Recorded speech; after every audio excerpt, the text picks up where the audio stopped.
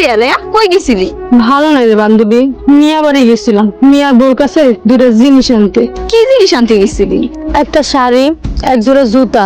শাড়ি আর জুতা দিছে, গলার হার আর কানের দুল দিল না রে, তাই মনটা খারাপ। শাড়ি, জুতা, গলার হার, এগুলা দিয়ে তুই কি করবি? কোথাও যাবি নাকি? আজ বিকালে আমাদের দেখতে আইবো।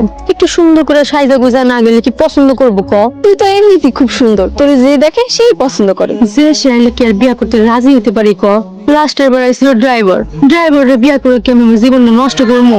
আমার শর্ত দুইটা, ছেলে ঢাকায় থাকতে হইব, বড় একটা ফ্ল্যাট বাসা থাকবো, ছেলে ব্যবসায়ী বা সরকারি কোনো চাকরিজীবী হইতে হইব।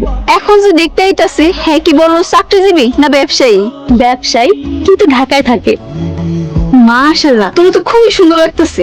এইবার পছন্দ না কইরা যাইবো কই? আমার তো সবাই পছন্দ করে, কিন্তু আমারই তো কাউরে পছন্দ হয় না। বিয়া শাদীর বিষয় সব দিক তো আর মিলে না, কিছু কিছু সময় ছাড় দিতে হয়। মানুষের জীবনে বিয়া শাদী একবারই হয়, তাই একটু দেখা শোনা চয়েস করে বিয়া করাই ভালো। বেশি বাছাবাছি করলে শেষে কিন্তু পছারাই জুটে। ভাগ্য বইলে একটা কথা আছে। তোর মুখে কি ভালো কথা নাই? একদিন আমি এমন বিয়া করবো, সবাই একেবারে তাক লেগে যাইব।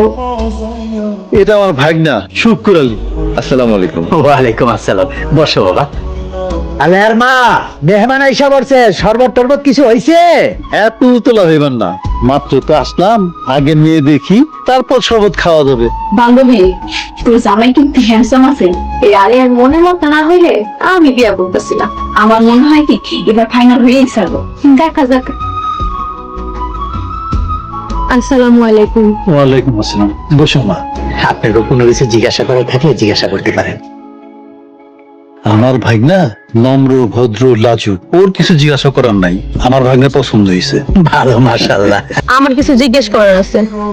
আগে তিতা পরে মিঠা ভালো, আমার ওনার সাথে আলাদা করে কথা করার আছে। আচ্ছা ঠিক আছে।